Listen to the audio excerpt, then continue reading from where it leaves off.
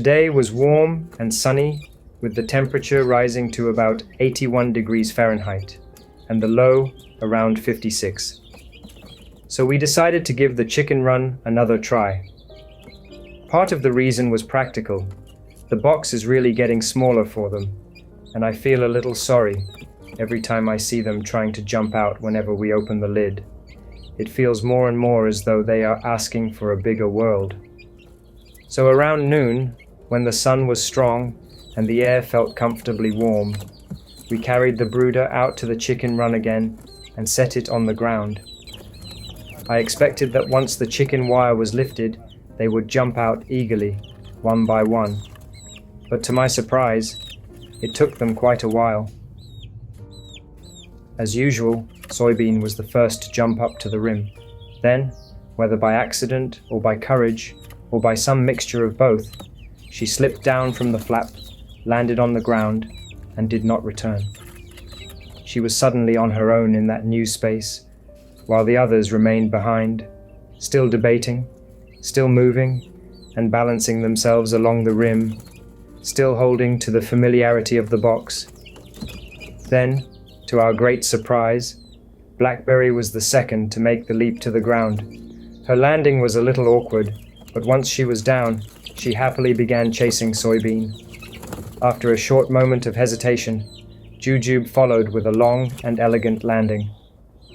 Now only the two largest chicks, Apple and Peanut, remained behind. I'm sure they looked at each other for a moment before finally making the leap together. I almost imagined them thinking, "How did we become the last ones?" Now all five were in the new world they had first tasted a little over a week ago. I could not help wondering whether they remembered it. It felt like a real change. And then something even more surprising happened. As they wandered around the run, Blackberry scratched at the ground, hollowed out a shallow little spot, lowered herself into it, leaned onto her side, and fluttered her wings, tossing dirt up over her body. A little later, Jujube began doing the same, turning and twisting herself in the dust and stirring dirt all through her feathers. Soybean soon joined them nearby. The three of them rolled, twisted, nudged one another now and then, exchanged places, and stirred up dust until it coated them all over. In no time, Soybean, who is white, looked almost grey.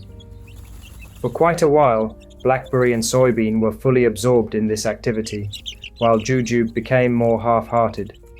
She would join in for a moment, then dart off, then come back and join again. I have to admit, it was both alarming and funny to watch. I had never seen this before, and for a moment I truly did not know what was happening. Then my mother said that chicks take dust baths to clean themselves. That relieved me. Later I looked it up and found that dust bathing is normal behavior in chicks and can begin quite young. It is part of their natural body care and also a social behavior. Still, seeing a white chick turn grey in a matter of moments was startling.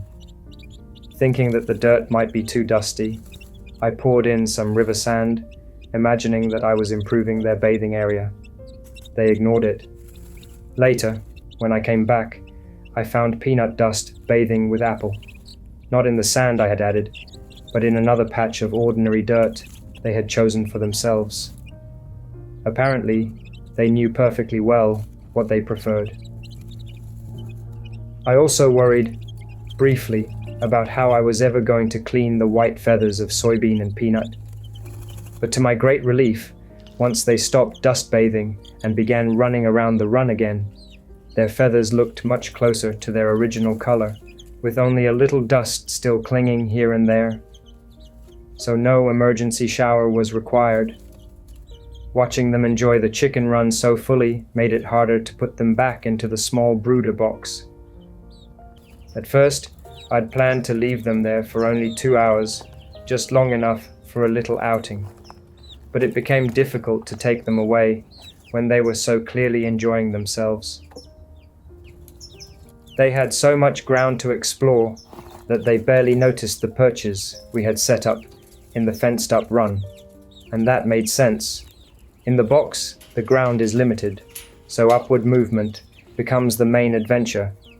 In the run, the ground itself is already a much larger world. So we changed our minds and decided to leave them there until the sun no longer reached the run, and only then bring them back inside. They are just entering their 4th week now, so I know we are taking a bit of a risk by giving them this much outdoor time. General guidance says chicks still need supplemental warmth for the first weeks, with temperature lowered gradually as they feather out. Young chicks still need a warm, draft-free environment and careful observation. But today was warm, bright, and calm. So we hoped, watched closely, and let them enjoy their bigger world for a little longer.